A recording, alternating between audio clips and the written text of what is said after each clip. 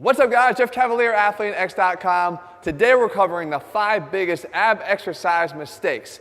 And let's be clear here guys, we're talking about ab exercise mistakes because there's a big one that I want to cover first and foremost, because if you're new to this channel, then you need to hear this. And if you're a returning visitor, you already know this. Guys, you need to get your nutrition in check if you ever want to see your abs, because your body fat levels will always determine whether or not we can see them. However, these 5 exercise mistakes are going to dictate how good your abs will ultimately look, so let's get right to them. All right, big exercise mistake number 1 is cheating on your ab reps. What am I talking about? You guys know because I know, and I've even done them myself. When you're doing crunches, have you ever tried to pull on your neck?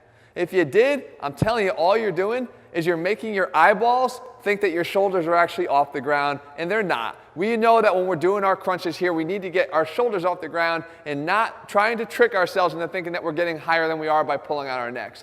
And when we do our lower ab exercises, have you ever tried to just swing your legs up and start counting the reps away, thinking that, hey, I'm doing more reps?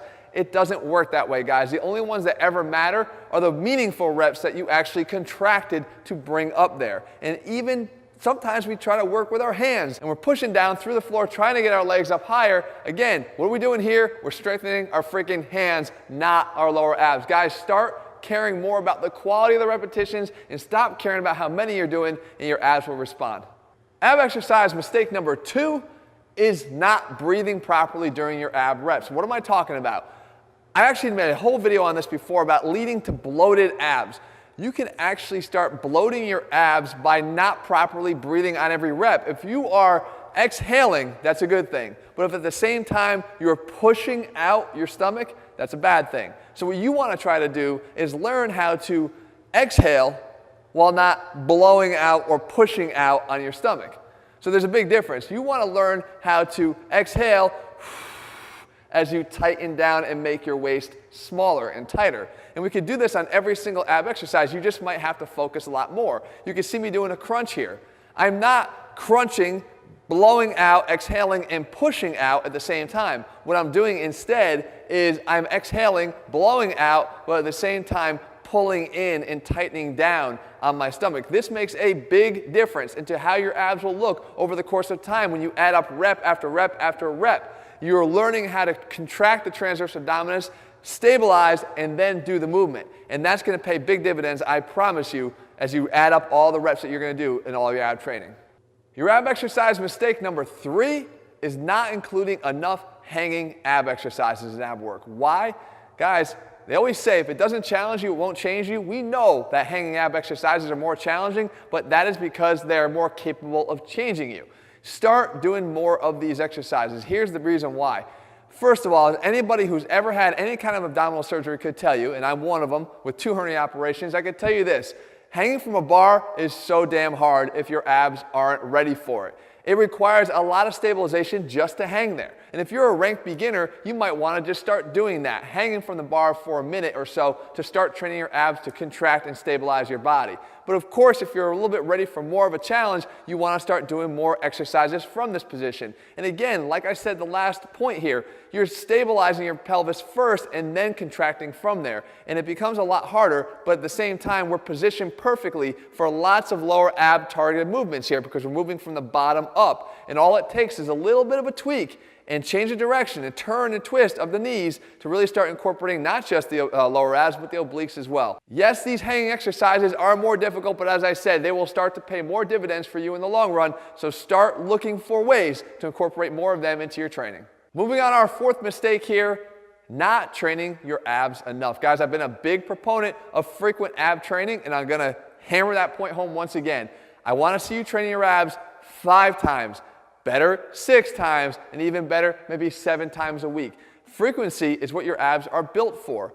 And as a matter of fact, we hear a lot of times people say, well, I'm just going to get my ab training in through my other bigger lifts, because we know I have to stabilize during a squat and I have to do it during a deadlift.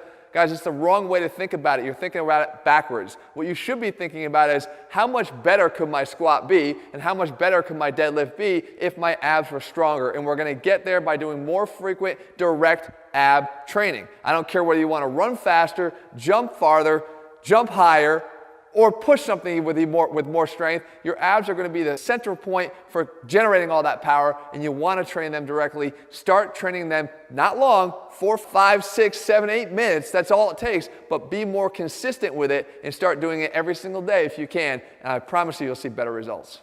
And your fifth and final ab exercise mistake is doing just that, thinking only about your abs and not taking advantage of the opportunity to include all the other muscles of your core. I've covered this in another video before called our ab training trinity, the holy trinity of ab training, and it wasn't just about your abs, but it also was about your obliques, and more importantly, your serratus. And all these muscles function together if you allow them to and train them to, and I give you a whole bunch of exercise options to do that. We'll link to it again at the end of the video. But the bottom line is this, guys. You can do more by including more muscles that like to work with your abs. Another perfect example, stabilize from the bottom up. Have you ever tried to include your adductors? Yes, those muscles on the inside of your thighs when you're training your abs. If you haven't, try this. Lay on your back, and instead of doing a regular windshield wiper ab exercise, squeeze your thighs together as hard as you can and then do the exercise. You will find that you can contract your abs a hell of a lot harder just by doing that. And why is that true?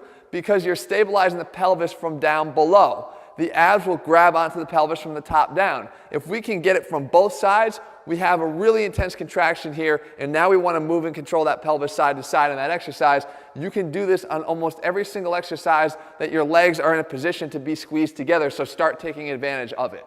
So there you have it, guys, the 5 biggest ab exercise mistakes, and of course the big warning in the beginning about that nutrition. But don't worry, guys, I've got you covered. If you're looking for a step-by-step plan that also includes daily nutrition to make sure that you can get ripped and stay ripped year-round, head to Athlean-X.com and check out our Athlean-X training system. In the meantime, if you haven't already subscribed, make sure you do it and turn on your notifications so you never miss a video. And as promised, guys, the holy trinity of ab training, I'm going to link up here for you. You're going to want to check that out. All right, guys, I'll see you back here again soon.